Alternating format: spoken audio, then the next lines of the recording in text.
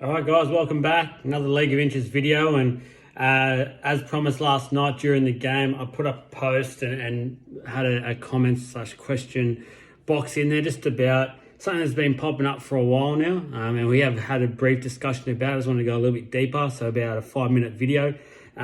Just in regards to players who go down, I'm not saying stay down, but they go down with a clear head knock. So last night for mine, Brandon Smith had a clear head knock. And stayed on the field.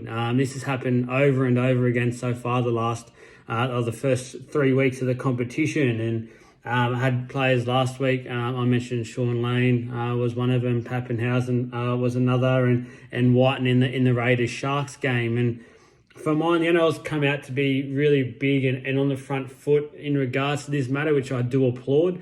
I think they're getting let down though by the team doctors at the moment for each club, and the only way this is going to get fixed is if there's some very harsh penalties put in place by the NRL. If a club or a doctor is seen to have, you can clearly see in the cameras that, let's use last night for instance, Brandon Smith cops the head knock, he goes down, he's down for a number of seconds where he doesn't even flinch.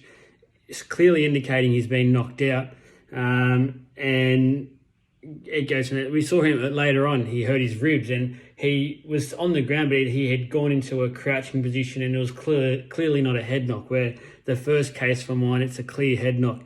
The team doctors have to get this right. The NRL has to get this right as a game, because they're stepping into some very dangerous territory with these head knocks. Players are going to start to really find out a lot more about it as we are each day. It's still an unknown species somewhat, the brain and the head knocks, but if the game doesn't get this right, there's going to be some serious implications. And for mine, the only way to fix it and get it right is the penalties. So if a team obviously sees their player down, they don't help him out, or they keep him on the field, should I say, it should be an automatic fine.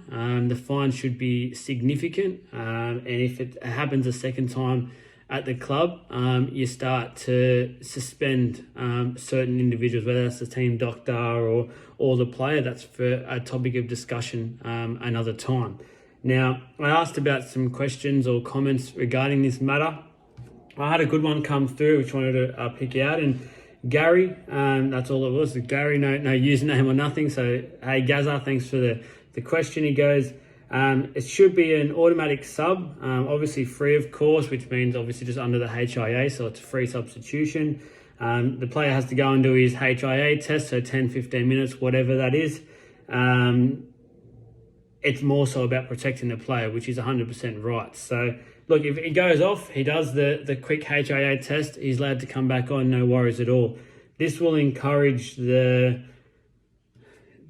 proper handling of this situation. This way, the NRL and the team doctors have covered their own backs by doing the protocol that's necessary. So they see a player standing down, so we'll say the hectic cheese last night, takes him off for 10, 15 minutes, he does his test, clearly shows he's okay, or it could go the other way after a while because he's not in the heat of the action.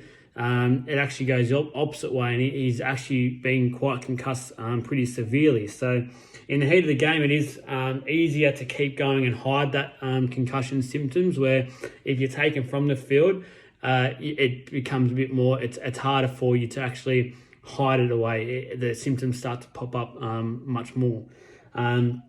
But yeah, that's my little 2 cents on the matter. I think they really need to look into this, because it's going to get into some dangerous territory for the NRL. The team doctors need to take more accountability for mine after some time thinking. I think that's where it really lies. If we can clearly see on our TVs that a player who has been knocked out and stayed down, they need to be coming off the field and getting assessed and making sure that it's for their own safety, really. At the end of the day, it's all for player safety, and we need to make sure the players are safe playing this game. So hope you enjoyed the video. Any comments or any questions or whatever on this matter, drop them in the comments below.